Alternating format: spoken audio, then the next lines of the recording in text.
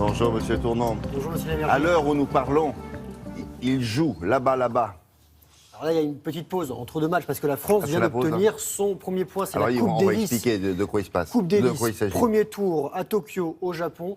Le match pendant que vous dormiez. Et cette première victoire française, je vous propose de regarder. Ça vient de tomber, c'est tout frais, tout chaud, comme vous voulez. Le premier match, c'est Richard Gasquet qui était opposé tôt ce matin à Taro Daniel, le Français, 18e mondial et son adversaire 114e du classement. Ils ne s'étaient jamais affrontés. Hiérarchie respectée. Gasquet n'a eu aucun mal à s'imposer. 6-2, 6-3, 6-2 en un peu plus de 2 heures. Prochain match, dans quelques minutes, Gilles Simon, 24e du classement, face à Nishioka, 85e. C'est le mieux classé de ce camp japonais, privé de Kei Nishikori, 5e mondial, et qui a un planning apparemment trop chargé. Côté palmarès, la France a remporté la Coupe Davis à 9 reprises, en a perdu 8, et le Japon a fait une finale en 1921. Le tennis féminin à Saint-Pétersbourg, en Russie, la Française Kristina Mladenovic a balayé l'Américaine Venus Williams, récente finaliste à l'Open d'Australie. Mladenovic alors en haut d'écran, c'est Mladenovic. Elle est 51e mondiale. C'est la sœur aînée. Exactement, la sœur aînée des Williams, qui pointe quand même 30 rangs devant cette jeune Française. Le score 6-3, 6-1 en moins d'une heure. Et en quart de finale, la Française sera opposée à l'Italienne Vinci, 21e mondiale. Encore un résultat, c'est l'élimination de Alizé Cornet, 44e du classement, éliminée par la Russe Vesnina. La Française avait pourtant remporté le premier set. Elle cogne, hein. Ça cogne dur. Qu'est-ce qu'on a d'autre? Du football avec la Coupe d'Afrique des Nations, on connaît l'affiche de la finale qui opposera l'Égypte au Cameroun. Le Cameroun qui a battu hier le Ghana. Et cette Coupe d'Afrique des Nations se passe au Gabon. Je vous propose tout d'aller à Franceville et les Lions indomptables camerounais ont éteint les Black Stars du Ghana qui disputaient leur 6e demi-finale consécutive.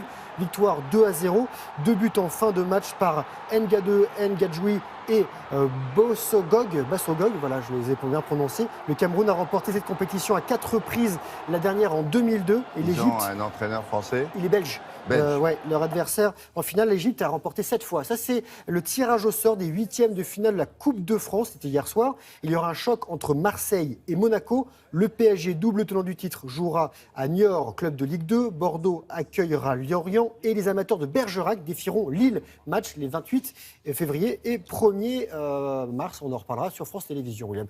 Ce garçon s'appelle Baptiste Serin. Il sera avec Camille Lopez à la direction du jeu pour le 15 de France. Premier match du tournoi Destination, ce sera demain la France qui affronte l'Angleterre à Twickenham. Chez elle, le 15 de la Rose est actuellement 2e meilleure nation du classement. Et elle a battu le 15 de la Rose, le 15 tricolore, 56 fois en 102 confrontations.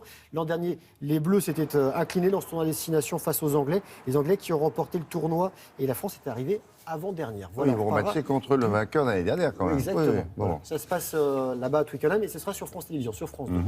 Je vous propose de parler un peu de ski, mais pas de ski. En fait, il y a les championnats du monde de ski qui débutent lundi à Saint-Maurice en Suisse. Sans ski. Vous montrez comment s'entraînent les membres de l'équipe de France. Un entraînement particulier. Regardez, alors des sportifs qui pédalent dans une salle de sport, rien d'original, sauf que Jean-Baptiste Grange en rouge et Mathieu Fèvre font du vélo dans une salle particulière. Les membres de l'équipe de France de ski ont fait un entraînement spécial au Césy en Savoie dans une chambre époxique dans laquelle on recrée des conditions qui simulent une altitude qui peut atteindre, William, 4000 mètres d'altitude. Donc, en gros, on diminue totalement l'oxygène. Et pour augmenter les globules rouges, le corps doit s'adapter. Alors, c'est apparemment nécessaire, mais pas de tout repos. Et chacun sait que faire du sport en altitude, c'est compliqué. Ce serait pas mal qu'on aille tester ça. Ouais. Parce qu'apparemment, ils ont dégusté, les garçons. Hein. Et en parlant d'altitude, ça provoque des vertiges, non? Ça peut provoquer, oui, et des grosses crampes. Ouais. Voilà. L'altitude aussi avec l'Empire State Building, 381 mètres hors antenne. Voilà, avec cette course dans les escaliers, 86 étages, 1576 marches. C'est un Polonais qui l'emporte en 10 minutes 31 secondes. Chez les filles, c'est à peu près 2 minutes de plus. Il faut savoir qu'il y a un circuit international. Ça devient une vraie spécialité. Il y aura bientôt, William, la verticale de la Tour Eiffel. Oui. Et nous serons le matin de la course, le 16 mars, dans les escaliers de la Tour Eiffel parce que j'ai fait un entraînement particulier et moi aussi on va tester ça. Moi aussi ça a piqué un petit peu les jambes. Vous voulez m'envoyer à New York? Parce que j'ai fait la Tour Eiffel. Je n'ai pas pensé à ça. Tant pis, vous irez au Champ de Mars. Oui, très bien. C'est bien aussi. C'est plus plat. Allez, merci, à tout à l'heure.